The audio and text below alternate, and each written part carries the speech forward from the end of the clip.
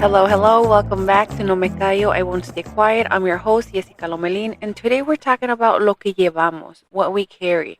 Some of the things we carry can be light, like wrapped in love and joy.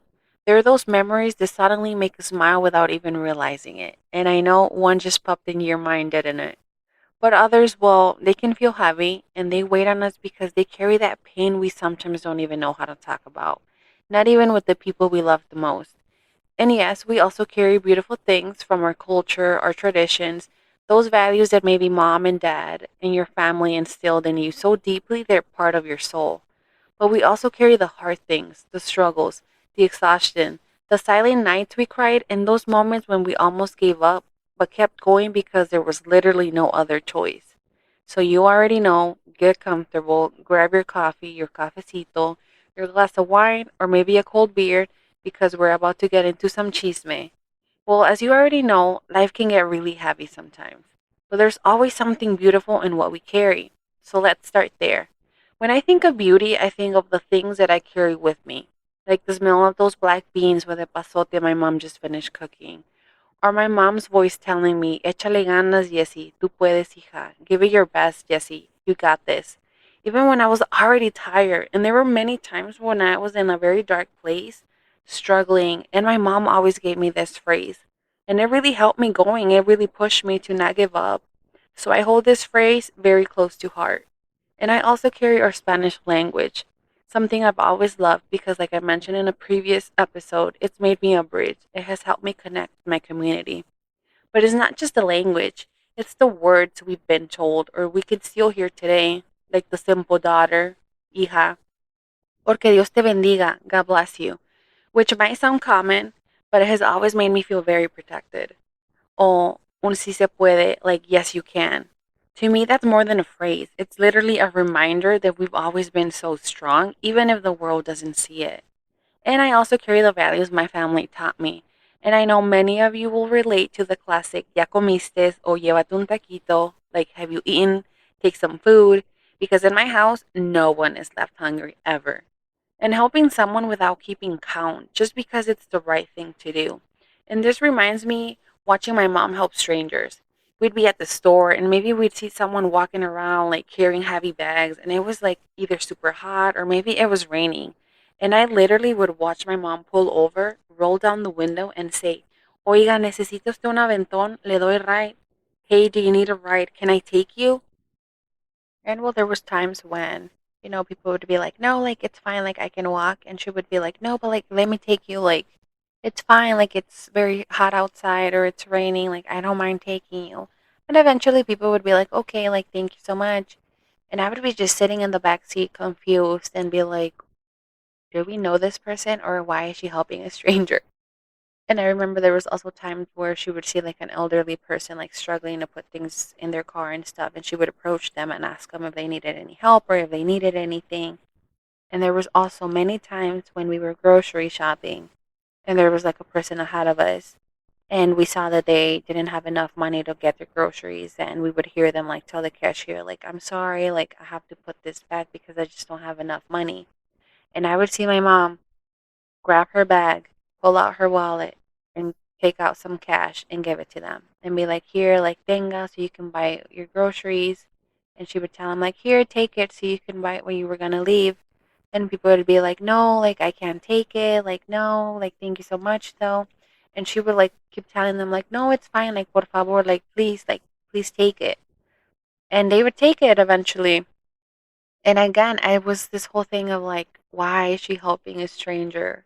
Like, I'd be so confused of why she was doing all of this. I'd be like, yeah, I don't understand what's going on. And, I'd just stay quiet. And a lot of people don't know this.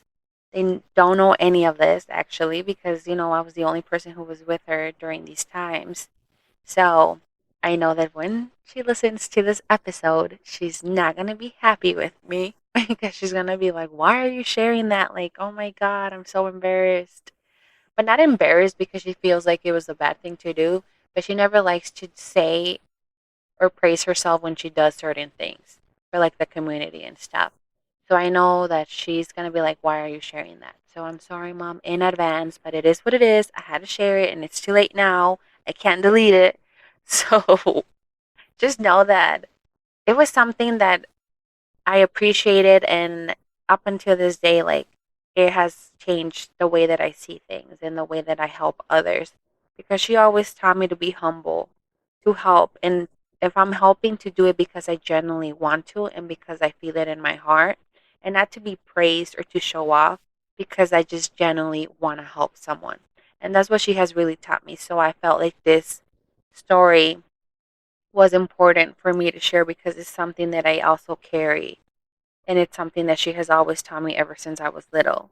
But something else that I would also say that I carry is my culture. Well, when I talk about the culture, I'm referring it to the music because my playlist can be a little crazy. Because at one moment, I can listen to some genres like cumbia, to some Spanish rock from Los Caifanes, and then I don't know where I listen to a Mexican banda, and it's like, I don't know, Banda MS, and then the next one is a song from the 80s and it's Bon Jovi, or I'm like, oh, matter of fact, I want to listen to, I don't know, Chris Stapleton now and listen to some country music. So yeah, my music is very unique. I'm not even going to lie. So there's the fair warning. If you ever let me be the DJ, brace yourself because I might put a sad song and then you almost want to cry. But then I might switch it up and then we're like listening to techno and it's like we're at a club. So you just never know what you're going to expect with my playlist. But I love it because I just feel like it shows how diverse I am. And I just really love every kind of music. But then there's the food. And oh, do I love to eat. And I'd say that's the way to my heart because I just, I don't know, I can eat anything and everything. And when we talk about my mom's food, well, obviously I love everything she cooks, and everything she makes always fills me with joy. From her crazy spicy salsas that I always joke around with her and I always tell her, Mom, this is like an impossible salsa to eat, to her simple beans. And then there's the pachangas, the parties, and those can be like a whole different level. They can get crazy.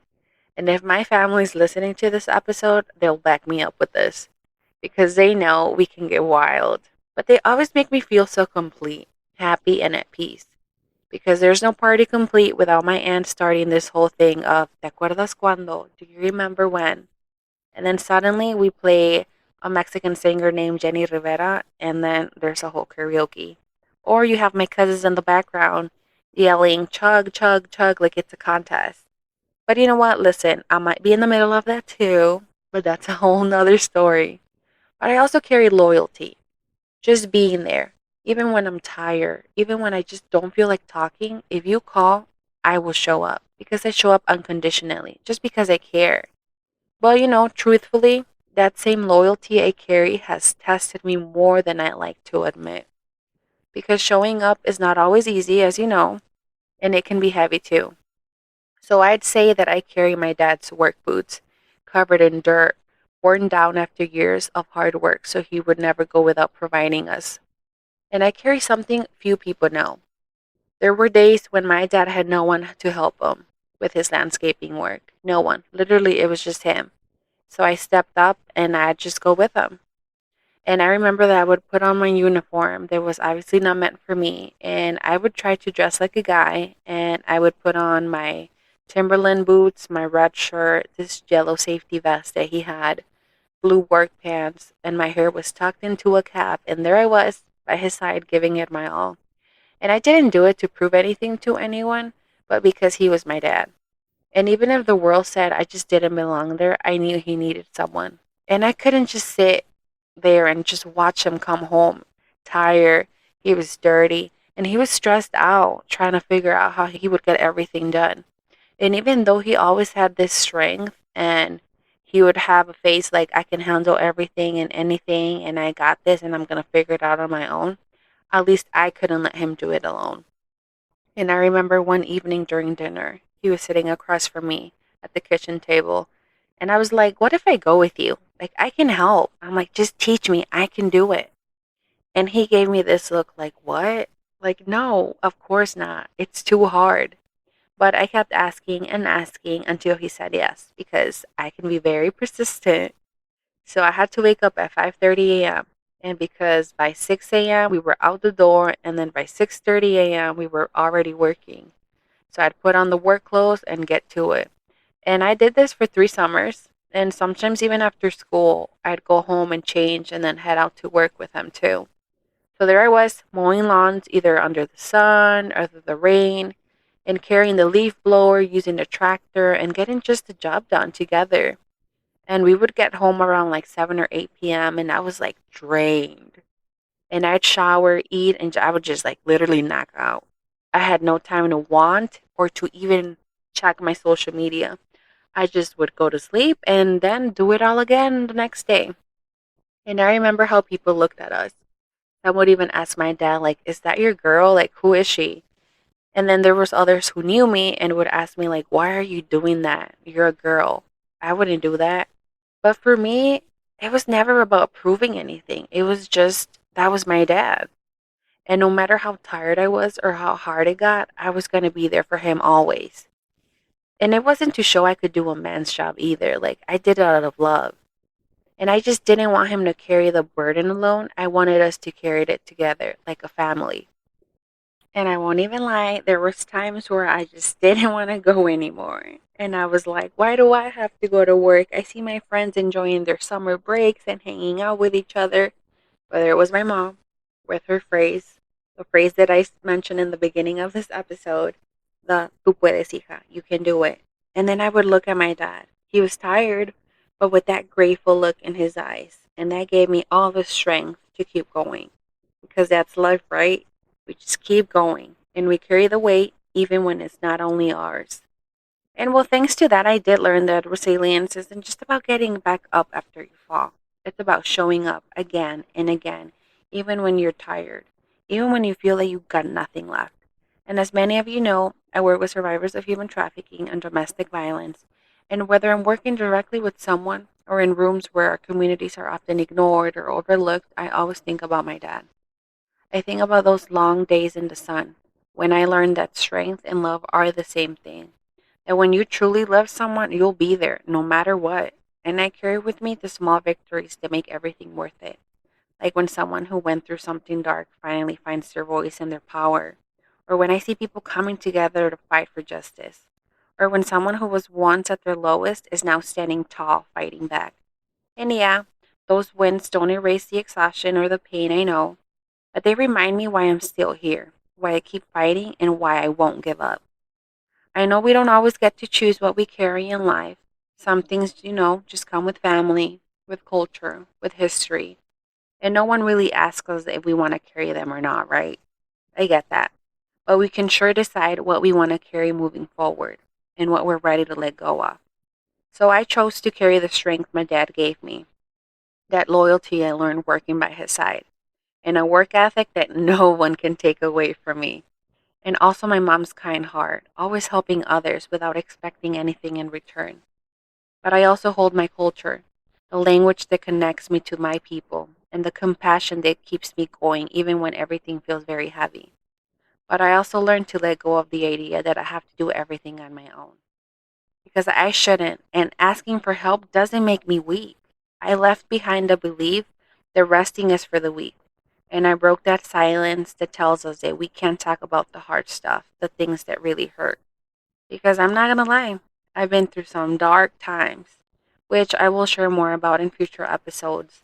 But there was moments where I was really surrounded by people who slowly drained me, and I didn't even realize it. I put my peace aside to please others. And during that time, depression hit me really hard. And well, alcohol became my escape. It was my way to avoid feelings or to just not be able to face that weight I was carrying inside. Because I truly felt trapped. I felt like I was stuck in a cycle I just couldn't break. But little by little, I learned that self love isn't just a cute phrase, it's the strength to say enough, like to seek help and to start healing. So that's what I choose now and what I carry today. I want it to feel lighter for those who come after me, and I want them to know it's okay not to be okay. That asking for help doesn't make you weak, that resting isn't giving up, And the breaking the silence is the beginning of healing. That's what drives me to keep fighting and to not stay quiet. Because sometimes being brave is just speaking from the heart, is being raw and unfiltered to speak, sin pelos en la lengua. And there's a book that I love that talks about what we all carry inside. It's called Bless Me Ultima by Rudolfo Anaya. And it's about this little boy named Antonio growing up between two different worlds, his parents' traditional rural ways and that pull of life in the city. And Antonio carries this weight of tradition, beliefs, and all that confusion, but in the end, it makes him stronger. And what I love about the book is how it shows that the things we inherit, our culture, our family, they're not just part of us, but they can also be challenging too. Things that we have to learn to understand and carry in the best way that we can. So it's a mix of struggle, love, and strength that we carry in our hearts. And that's what shapes us. So I want to ask you three things. What do you carry? What's been in your hands for years? What weighs so heavy on your heart that you can't carry it alone anymore?